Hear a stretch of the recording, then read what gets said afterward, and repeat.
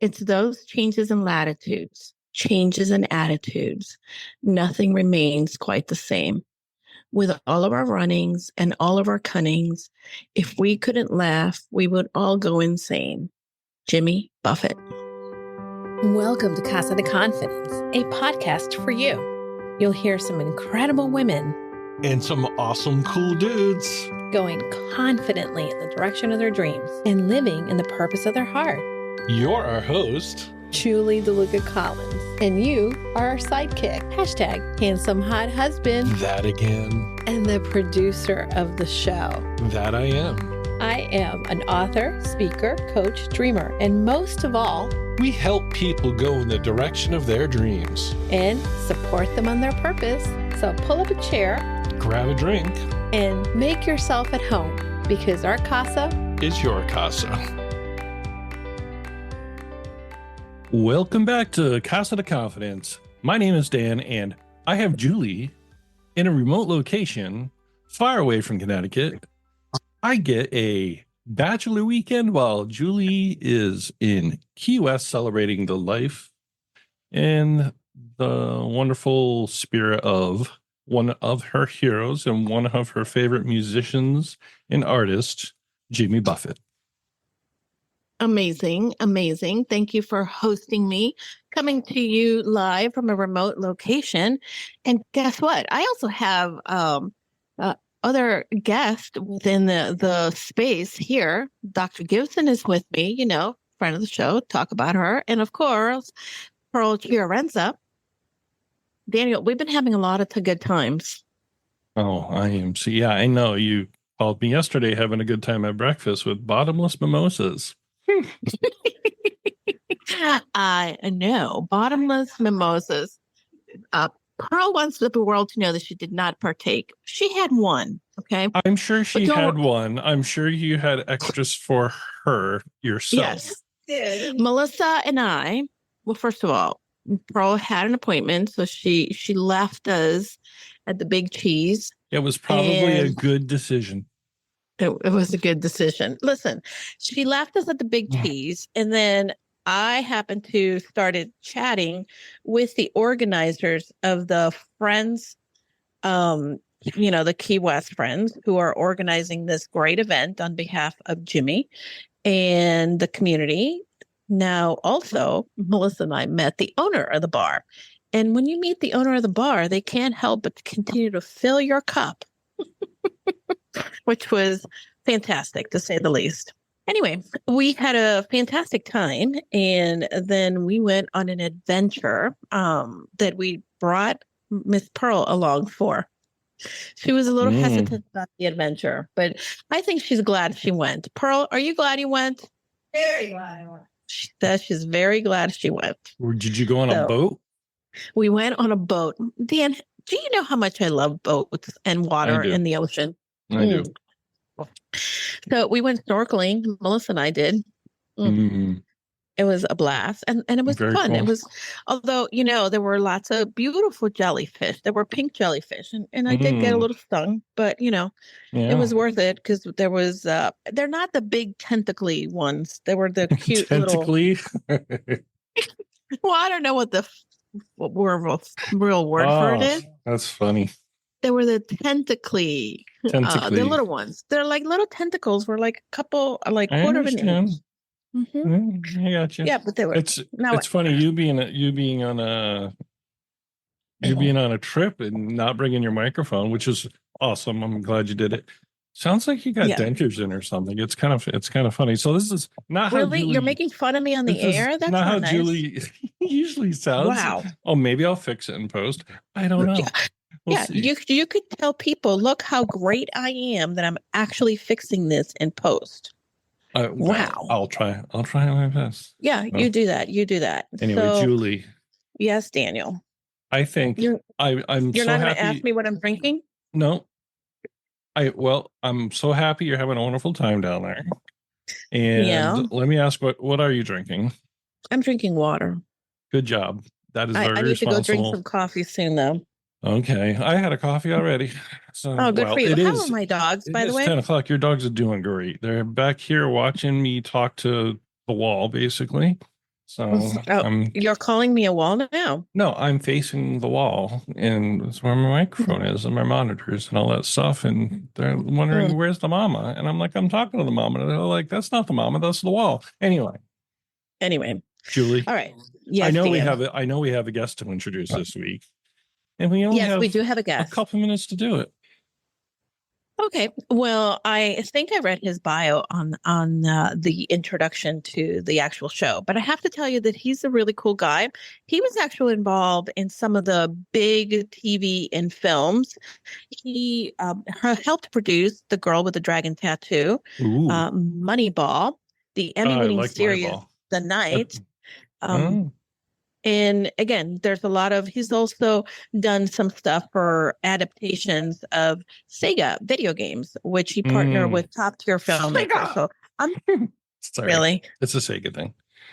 it's a Sega thing. Yeah. I would not know what that is. Anyway. It's the commercials. You've heard the commercials. It's a long time ago. Oh, yeah. I guess I have. So anyhow, so he, Evan Chopin, he has done some really cool work. And we had a really fun conversation when it comes to the industry and it comes to some of the work that he's doing and what he is creating in the world today, which I think is pretty cool, honestly.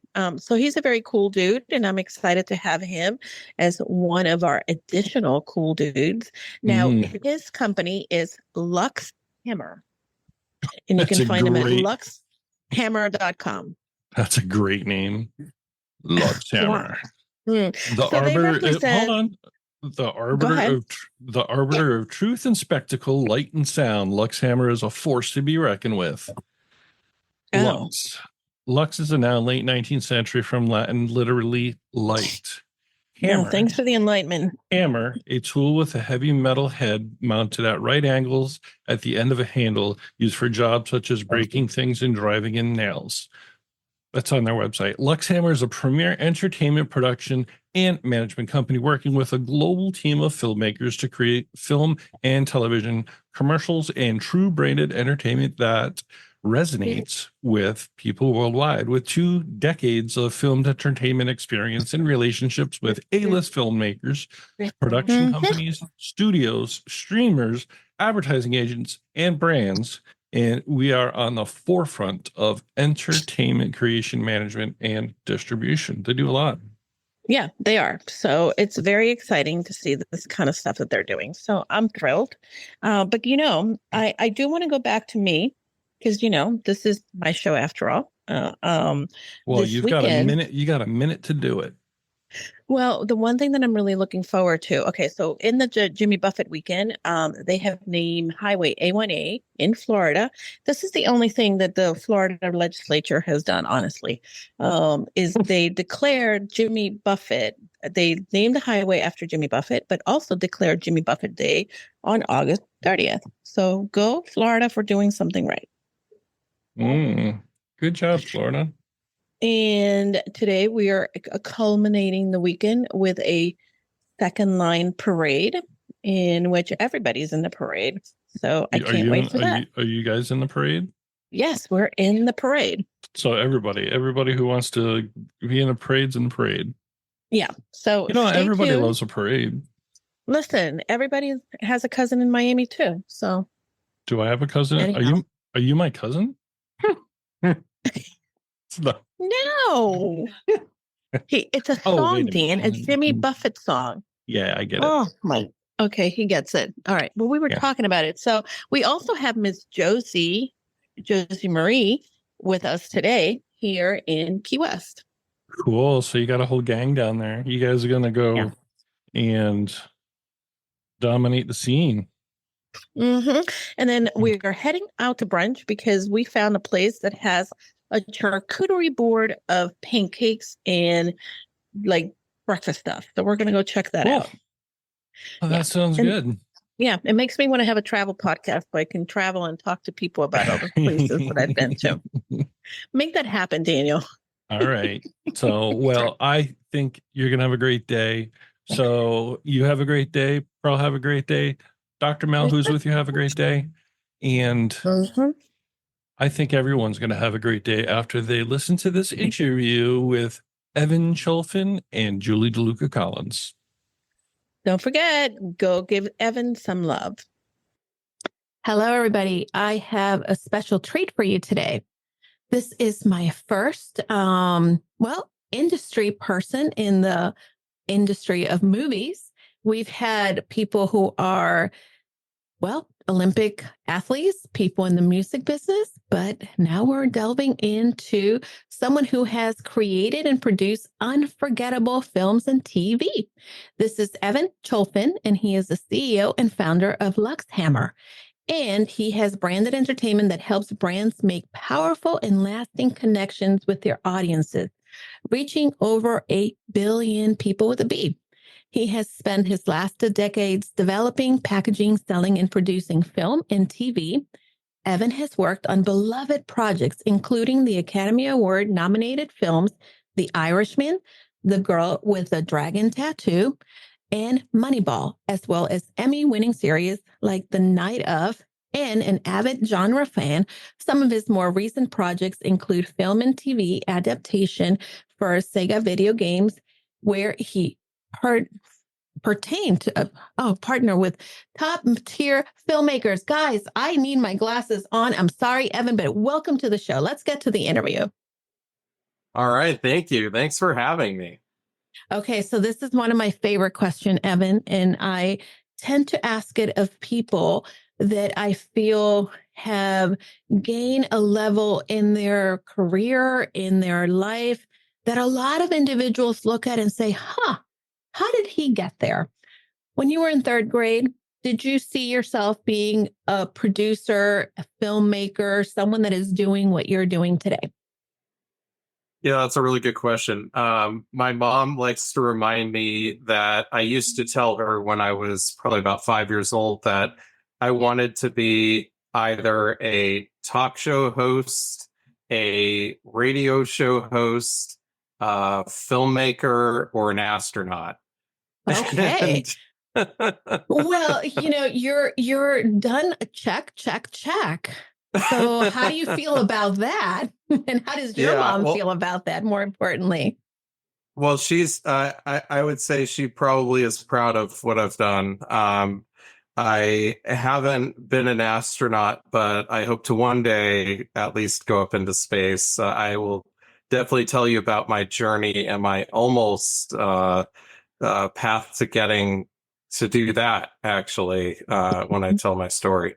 Well, tell me a little bit about that, because I think that this will be a good way to kind of start from there and go back. Tell me, what was that journey like? Yeah, definitely. Well, it was interesting because I always saw filmmaking as a hobby. It wasn't a serious career path for me. I never realized that it could be a real career. And so, I enjoyed making movies ever since I was 5 years old with my dad's video camera. It was the first time I made my first movie. It was a stop motion with my Legos, and You remind me of Adam Goldberg there, with the little video camera from a young age. Yeah, and I made movies with my train set and all kinds of other stuff, and continued to do that. Made movies with my friends, all through high school, and I also really had a strong interest in science. My older brother as well, and I looked up to him a lot. My older brother Jeremy, and so I saw really kind of that as more of a career path that I could follow. And I had this notion that I wanted to go to Mars. And I thought that, wow, how am I going to do this? And how could I be chosen to be on the mission? And I didn't want to go the military route and become a pilot and do that route. So the other way to do it is to actually become a mission specialist through a science route. Okay. And so I actually went to school, my undergrad. I studied underneath a NASA scientist named Dr. William J. Shop. And Mhm. he, among other things, discovered the world's oldest known fossils. And Wow. Amazing. so, yeah, which is pretty incredible. That's incredible. I love it. So I had this idea that I was going to actually search for evidence of early life on Mars, and this was how I was going to learn how to do it. Mhm. And so I actually did my honors thesis underneath him. And back up to high school a little bit, I also was involved in putting on a lot of benefit events. My throughout high school, one of them was a rock concert that we were supporting the Rhythm and Blues Foundation, Bonnie Raitt's foundation Love it. of artists who basically got screwed over by the record labels and didn't have a dime to their names. Mhm. Many of them who wrote very famous songs, and giving back to those artists. So we raised money for them. And then the second year we did another concert, and this was before 9/11 actually. There was a group called Rawa in Afghanistan, and is a group of women that basically were documenting the what was different, what was going on with these atrocities against them, and they needed cameras to actually document what's going on, so we were helping raise money for that as well.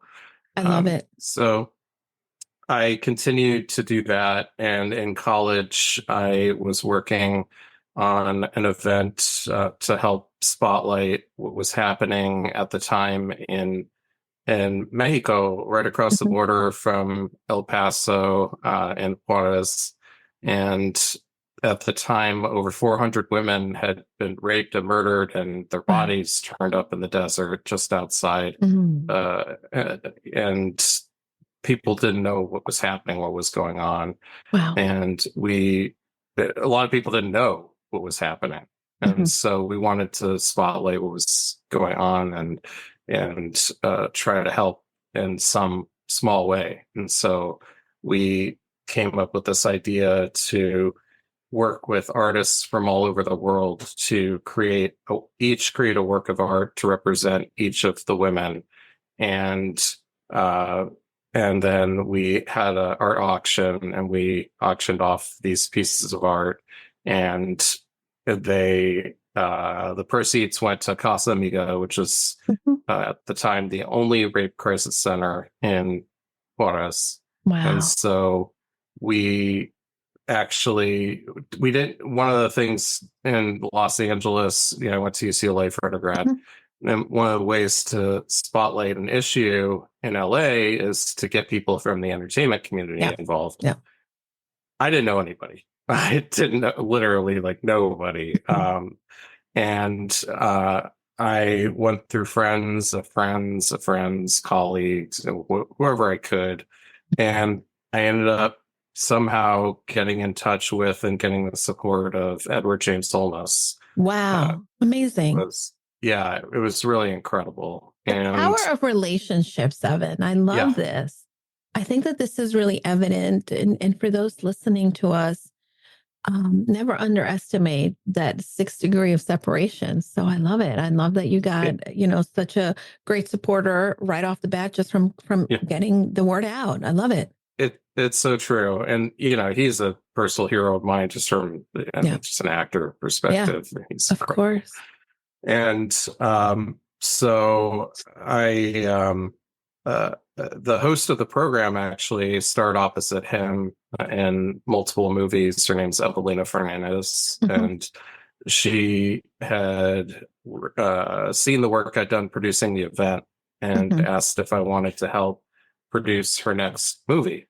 Amazing. And so she invited me to do that. I was actually set to go to Australia and get my PhD in Precambrian paleobiology, and study Wow. underneath another NASA scientist and pursue that career. Mhm. so I had this choice of doing that or staying here and making a movie. And it was a pretty big choice to make at 22 years old.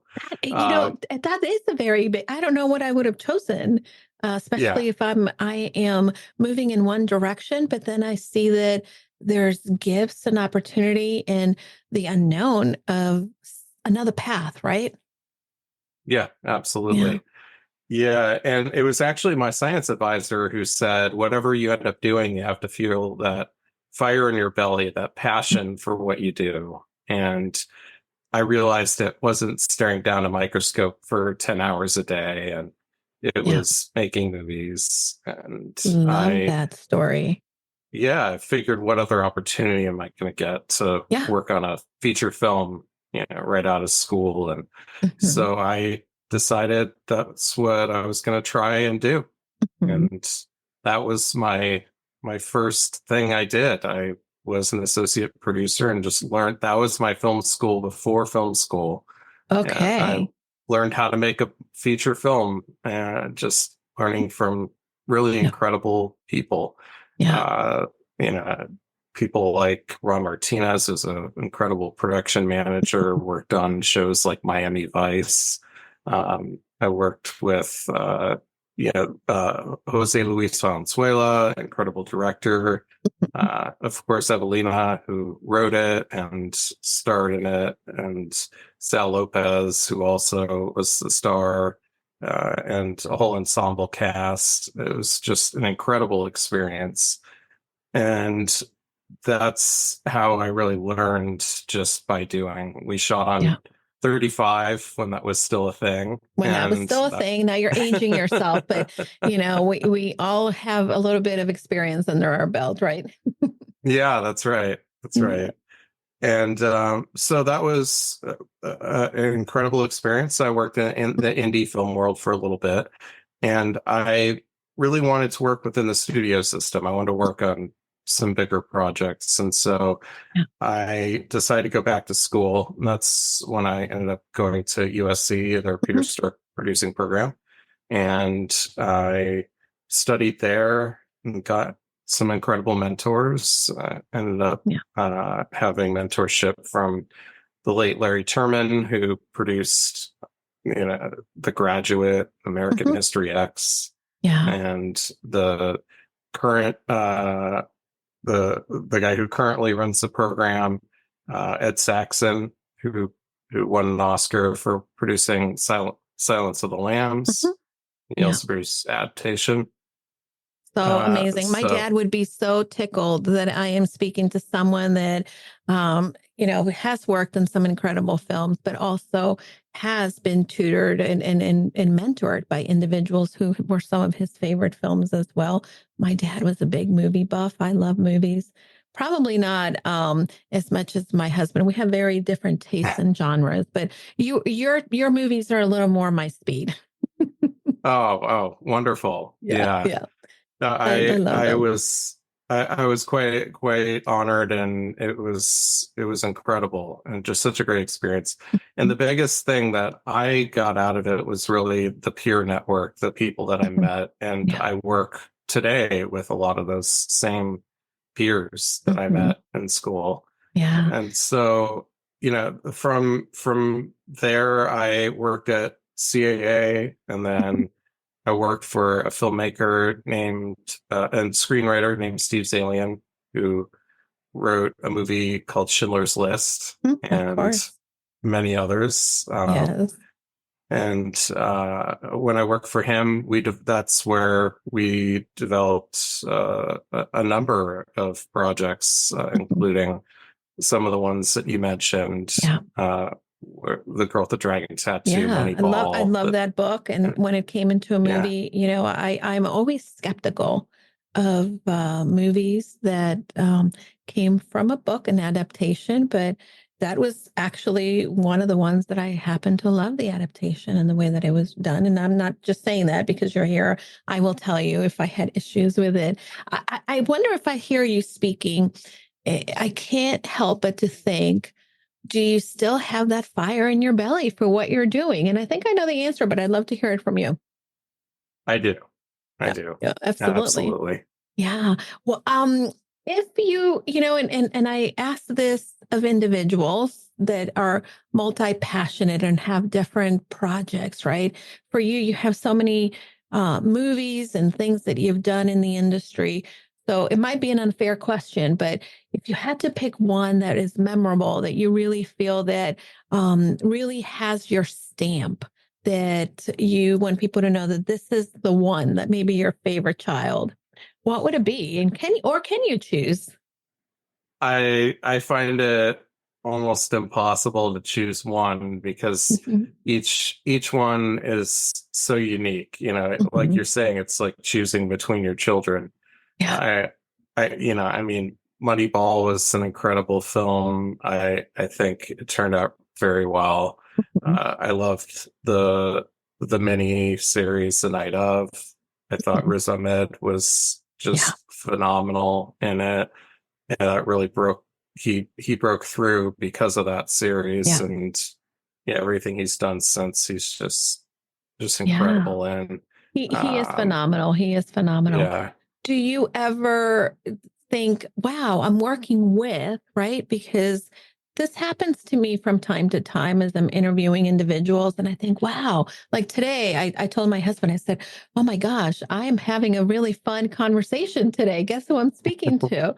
And he's like, really? I said, yes, really. I didn't realize. And for me, when I interviewed individuals, and no matter whether it's someone with a big name, or someone who is just a passionate person within their profession, I get excited to just be able to learn from them. Do you get that same passion for collaborating with others? I absolutely do. Getting even just to be a fly on the wall during Mhm. certain conversations, I felt very fortunate. Yeah. Just getting to experience, seeing people working really at the top of their game. Hmm. And one of the things that I noticed right away is how respectful they are of each other, and how much they care really about the work. And, it's not about egos. It's about just working together to make something great. And that's always what I aspire to do on any project I work on, is exactly that. It excites me that people at that level, have no ego. They they're happy to be there. Yeah. Why do you think that? Why do you think someone who is at the top of their game, and also, I guess for you, my question is, what makes you put ego aside when, there's so many other people that that's what they lead with, right?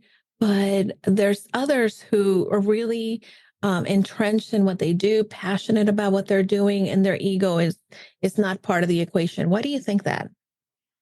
Yeah, well, I think it's different for everyone, but for example, I think it was actually Scorsese that said that he attributes 80% of his success to luck. And Mhm. I think when you have that kind of humility and understanding that, you could have just as much talent as the next person, but if luck is the thing that kind of brings it over the edge for you and puts you in that position, that it is a very humbling thing. Mhm. And when you can carry that humility over, it does make a difference. Yeah. Obviously, the more chances you take and the more talent you have, you can create more opportunities to Mhm. succeed. But I do think that is one thing that a lot of people who get to that place look around and say, wait a minute, so I'm here now, and there's so many other people who didn't get here, and they really kind of evaluate it and they say, they're, it's not just because I'm better, Mhm. I am, they know they have friends who have gone through the same thing that they have. Yeah. Yeah. And, it's it's just such a fascinating world. I mean, there's so many people that have something to say, Mhm. and Yeah. and oftentimes there's limited slots for the Yeah. the The number content of being people made, to. right? Yeah, exactly. Yeah. I know so many, I have friends that are gifted actors in the industry. Two of them actually have performed and won awards for their One Women show. And I think, wow, their story needs to really be in that big screen, but it's not someone that, it's not everyone that is able to get that opportunity. You were also part of two of my favorite movies. I want to talk about them because these are two very different stories of these flawed characters, main characters. I want to get your take on these movies, Jerry Maguire and The Greatest Showman. And of course, these are two big industry leaders that were played the leading man in the movies. Um, what was your first thought when you got the opportunity to collaborate? When this was sort of a thought in someone's head that you were going to move forward with these productions? What did you Well, think of these characters, and what made you want to be involved in these projects? well, sure. So just to be completely clear, I'm Mhm. working with the producer of those two Yeah. movies, so I was not personally involved. Okay. All right.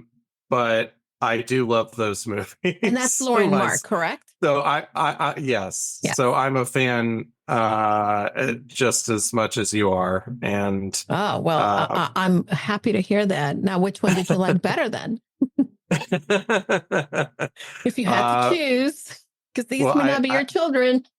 yeah, I don't think I can choose just out of politics Out now. of politics. I like that. You're going to take that neutral stand. I like that. I like that a lot. I think that sometimes, especially, and they're two very different movies, and They are. obviously they came out of very different places. I will say these are two of my comfort films too that I go back to every once in a while. That one for the soundtrack, and the other one also, for the inspiration, and the romantic girl in me goes back to Jerry Maguire, of course. But that's if a Yeah. lot of people probably are not as old as I am. And now you also do some work with Mattel. Is that correct?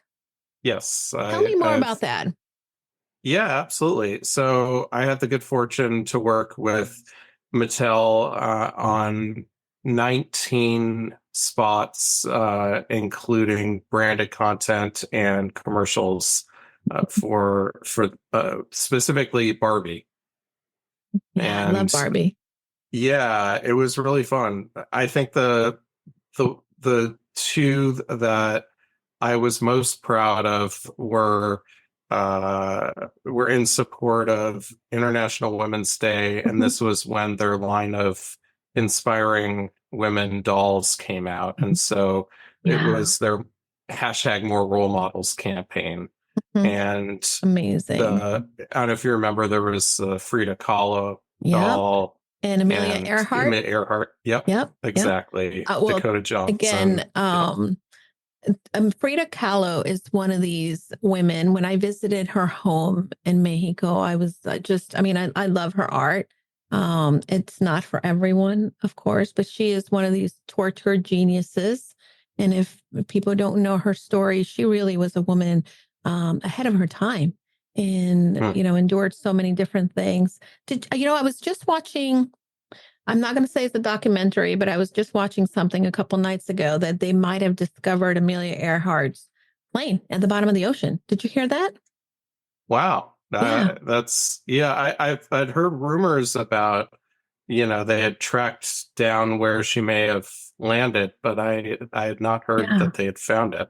Yeah. Well, I am excited. My niece, her name is Amelia, and my sister pretty much named her after Amelia Earhart. So that's a very exciting thing if we're able to finally put answers to the questions of what happened to her. But I love that you collaborated with these projects, especially with Mattel for International Women's Day.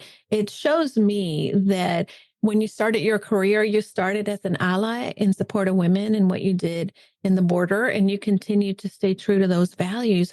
What are some of your top values that you feel carry you throughout your career?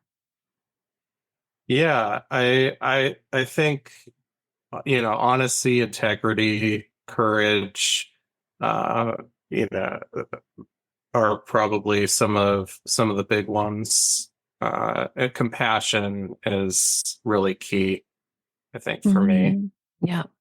You are you're a marketer as well, and you're helping brands reach billions of people. What is the thought behind that? What inspired you to kind of go in this direction? Yeah. Well, it was interesting because while I was actually in post on a film, this was after I was working for Steve.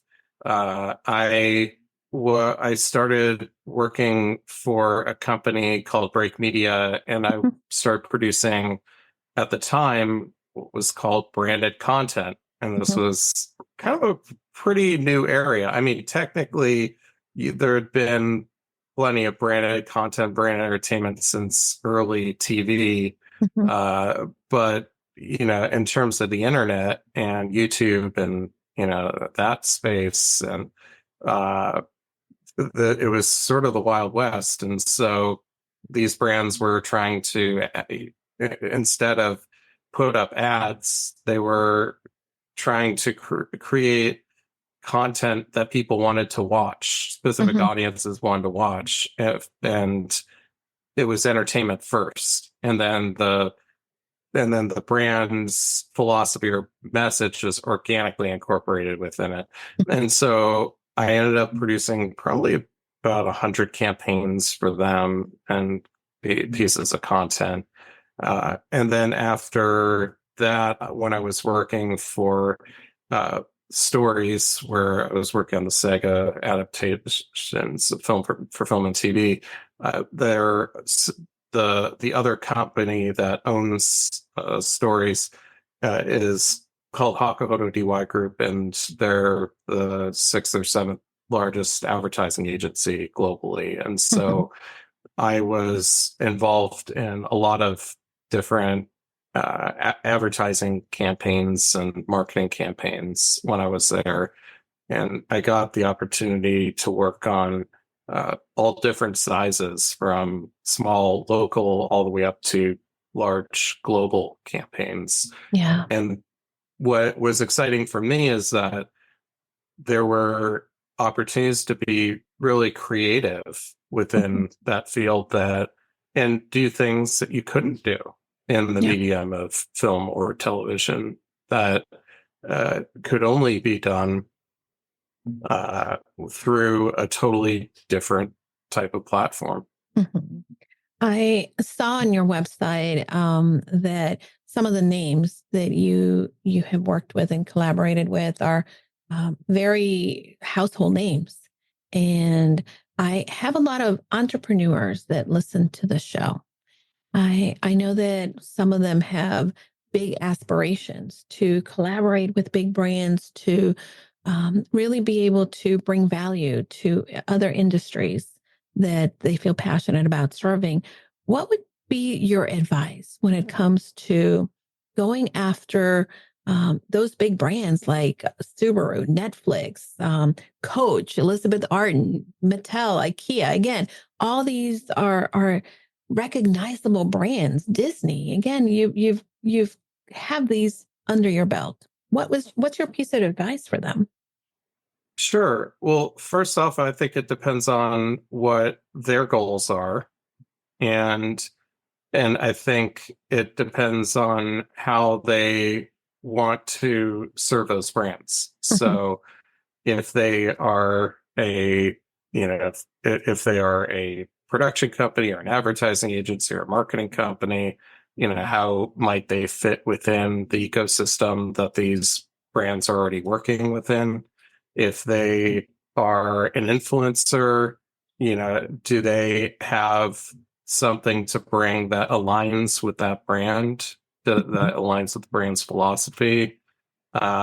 Are they looking to speak at that company, as an invited guest? Like it really just depends on what their goals are and seeing how it will align. There's so many different ways to work with brands today. Yeah. And then also making sure that you're working with the right people, you have to make sure you're talking to the right person, because at the end of the day, a brand is a company, and they tend, some are small and some are big. Yeah. And the ones you mentioned are massive corporations. And so, and it's finding that right person. I think that that's incredible advice. Many people don't realize that even if they find the one person that may be in the place where you want, that may not be the ultimate decision maker. Some of these brands actually have multiple layers that you have to navigate through. And I would imagine you have to have patience and perseverance. yeah, and depending on what you're doing, there may be a lot of stakeholders within a brand. How do I you know please that. the multiple stakeholders? I wonder what your thoughts are on that. Yeah, it's always a challenge. I would say that, I've had the experience of being a creative director and creative producer in campaigns. So I've had to pitch ideas and create projects for brands and various stakeholders. And you really have to think about what each stakeholder's needs are and really do your best to make sure that you're addressing those and serving those. And when they conflict, it takes having a conversation and making sure that everyone is on the same page. And I think that's really the key. Yeah, I love that. I think that that's really a great direction. I know that in my corporate days, we had to serve multiple stakeholders, and that's the challenge, right? You have to make sure that you're addressing everybody's needs, and that helps you be able to get that seal of approval and get a project going and continue to have that partnership. I wonder, when I look at your accomplishments, the stuff that you've done, the things that you've collaborated in, and again, been sort of that fly in the wall in many rooms. Do you consider yourself a confident person? This is obviously a podcast that we talk about confidence. So I'm curious, what is your take on confidence? Yeah, I would say so. I think that confidence is something that's built. It's something that's learned. Yeah. It's not, some people are born with probably a little bit more of an innate sense of it, but it's certainly something that you can learn over time. And I think that there's many different ways to learn it. And, for me, I have probably a whole list of different things I could probably give tips on. But one of the things that I think really is important is thinking about, whenever you do something that's a win for you, it could be the smallest thing, but if you walked the dog that day, or you got up out of bed, or you made your bed, you made a sale, or whatever it is. You're talking Put it about on all my your wins today, Evan, except making a sale. put it on your win list. Yeah, I love that. Such good advice. At the end of the week, you have a win list, and then you can write out what your next week, what you want your wins to be, so that you start planning ahead and thinking about, okay, well, this is what I did this week. This is what I want to do next week. And each win, when you look back at it, first of all, you realize, oh, wow, I actually did a lot of stuff this week.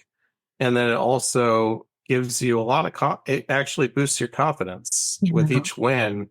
You start to see, oh, I actually can accomplish things. Yeah, and when such great advice. Yeah, it's just one little trick, I think, that helps. So today is Monday. What's on your list of things that is going on your list of wins for today?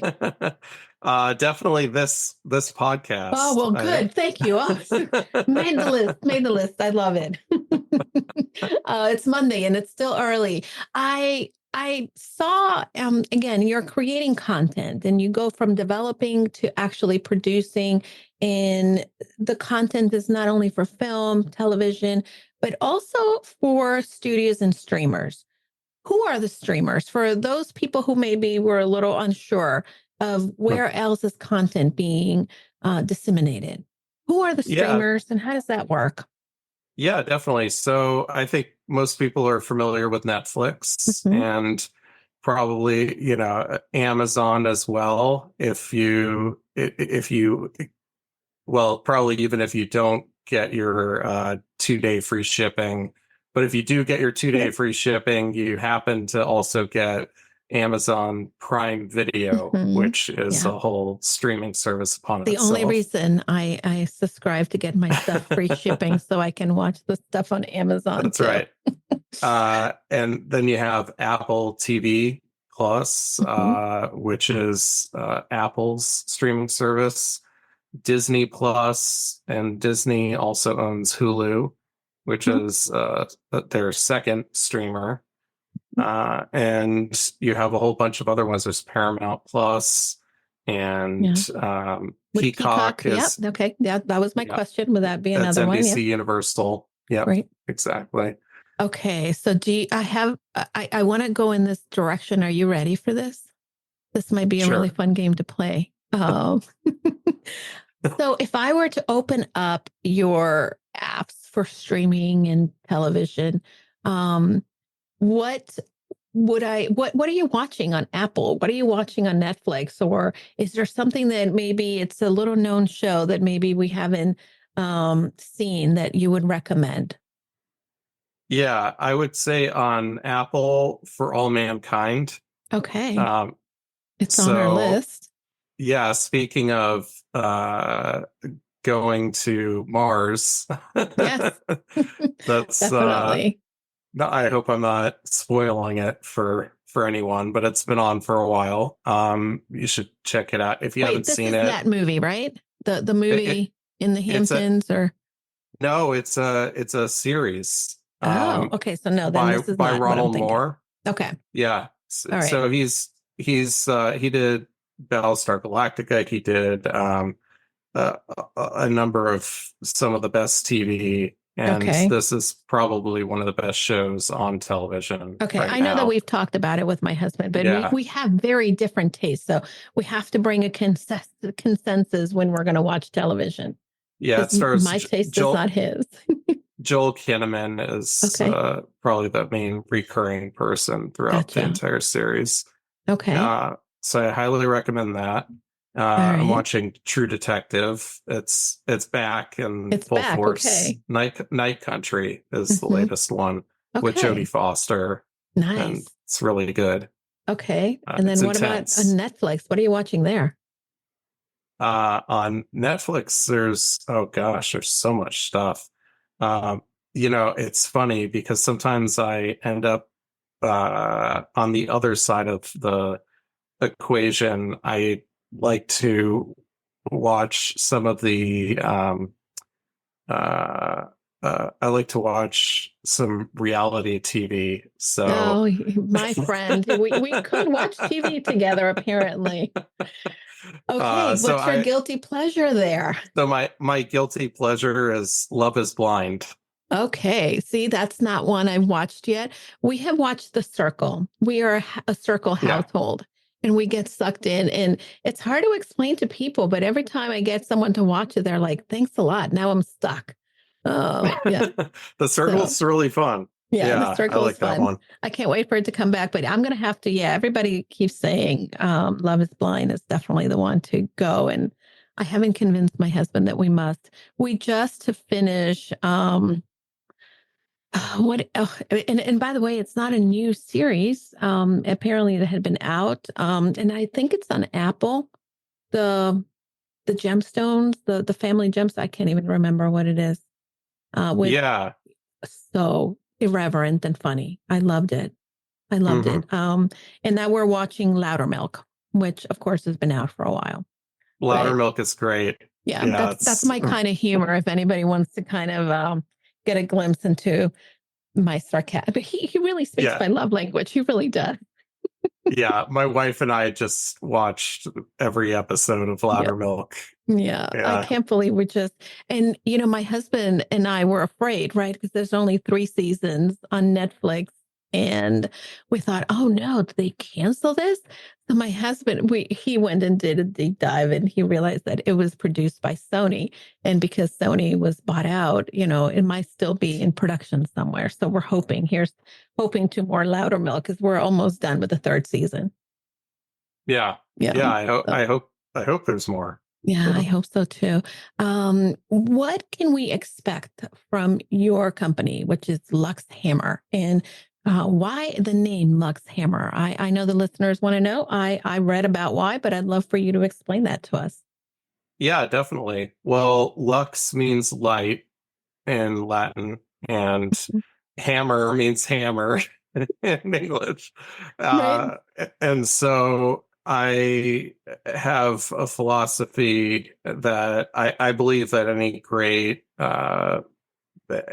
content, whether it's a film or show, Mhm. or it could be content for a brand, has 2 key ingredients, and those ingredients are truth and spectacle. So the spectacle is the thing that gets people to watch it, but truth is tapping into something about who we are as people. Yeah. And exploring that through the characters and the obstacles they face, and the choices they have to make. Yeah. And so lux represents truth or light, and the hammer represents spectacle. So it's truth and spectacle. LUXHAMMER. Ooh, amazing. Who is one character between all the movies, and not just yours and the ones that you've collaborated with in one way, but which character would you think embodies that light and spectacle the most for you? Ooh, character that embodies. Yeah, That's because I think that storytelling is so crucial, but the storytelling obviously has that yeah. hero. And I wonder if there's one that sticks up in your mind. That's a really good question. I've never been asked that before. Well, I aim to do that. Yeah. Let me think for a second. Um, you know, that is a really good question. You see, I like it. I like to make you Yeah, think a little you bit. may, yeah. I'm trying to think of the ones I've worked on. I think I would say there's definitely movies I would say that represent that, but in terms of Mhm. characters, um, hmm, Well, give that's me a a movie really, really then. good If question. you are not able to come up with a Yeah, character yet, I know you're going to come up with a character, and you're going to have to email it to me so we can make an addendum yeah. No, here. But I'm gonna yeah, think about it. tell me about a movie that comes to mind. Now I'm really Now you're I'm on a really, mission yeah, there to you figure go. that out. That's right. Um, I think a great film, for example, that represents that is Jurassic Park. Mm, true. Because it's I mean, the spectacle is obvious. Yeah, of I mean, course. it's dinosaurs in a park. Yeah, I mean, That's you right. can't get more spectacular than that. Mhm. And from the opening shot, the first time they see the dinosaurs Yeah. alive, we're Mhm. there, we're with them, and to the final frame. But it's really a story about a man who has to learn how to become a father, and actually adopt a surrogate family and take care of them. Yeah. And a man who didn't want to, so from the very beginning, Dr. Grant does not like kids, and they show it from the very beginning. He has that talon from the raptor, and he holds it up to that poor kid who's Mhm. just terrified. And but by the end, you see that he's taking care of these kids and like a family. Yeah, he And steps up they to the plate. and that's really his journey, and that's really the truth behind it, and that they explore. Amazing. I think that that's an excellent example. So thank you for sharing that. We're going to put in the show notes your answer to the other question. I know you'll come up with an answer. Well, how about Dr. Grant? How about that? Oh, okay. Well, that's a good one. See, there you go. I knew you'd come up with something. Evan, what are you working on now, and what can people expect to see from you?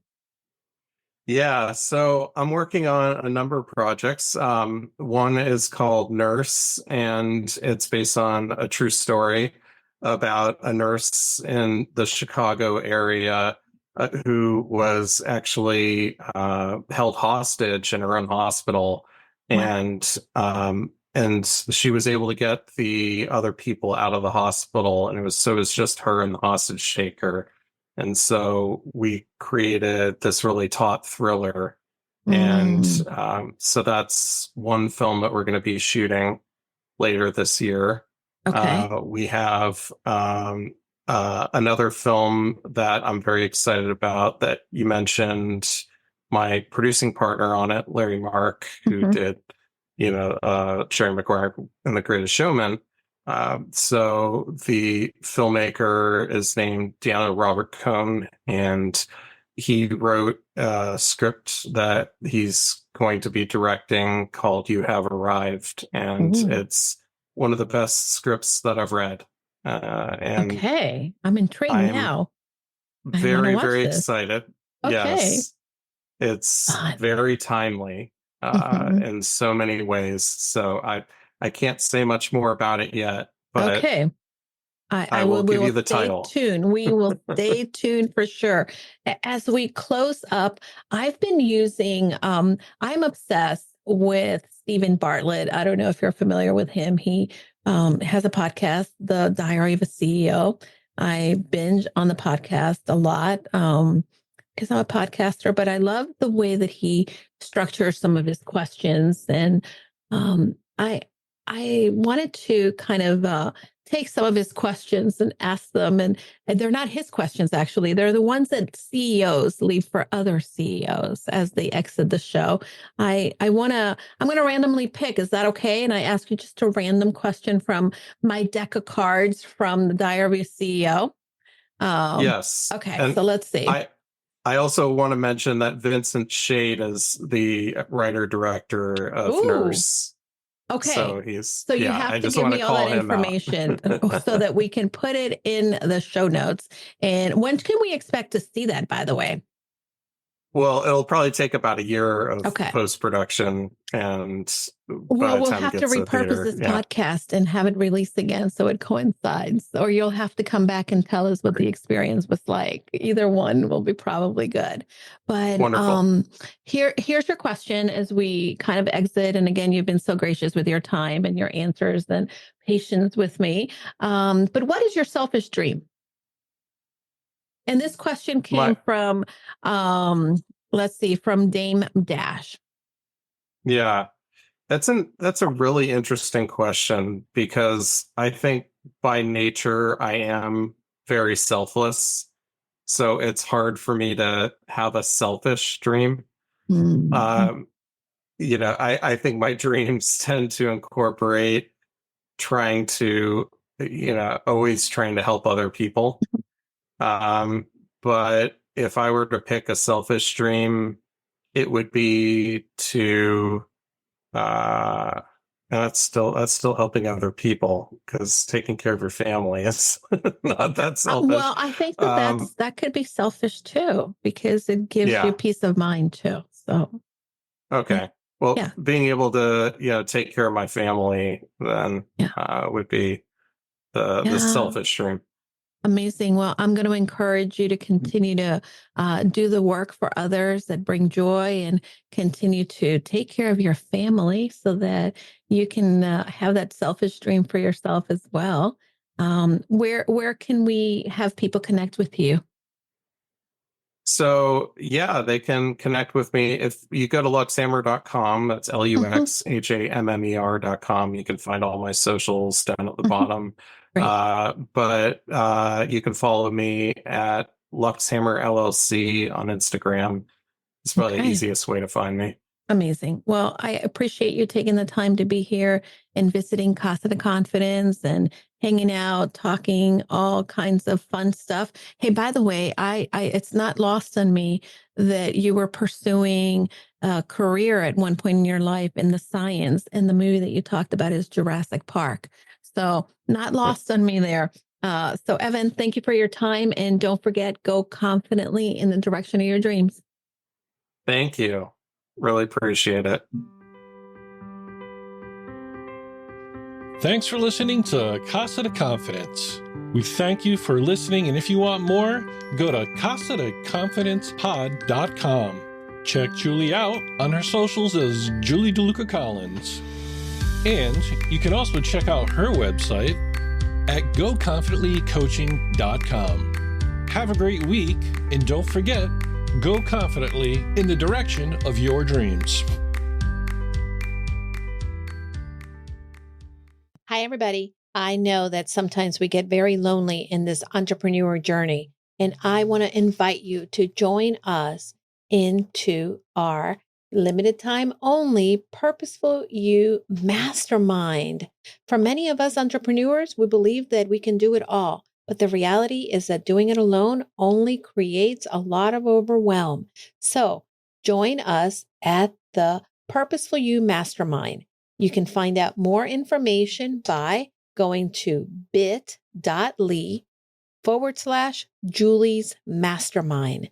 This is going to be the place where you are able to then unlock your full potential and achieve long-term success for your business. Push you behind your current limits, expand your connections, discover new ideas, and implement them with confidence. You're going to get the support in all aspects and transforming you to the six-figure business you've been looking for. Pause and get off the hamster wheel if you've been spinning around. This is a time where you can get that support from like-minded entrepreneurs that are here to join you in your journey.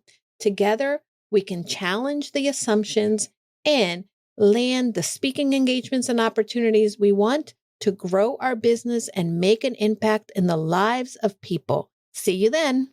Remember, you can find the mastermind at bit.ly, Julie's Mastermind.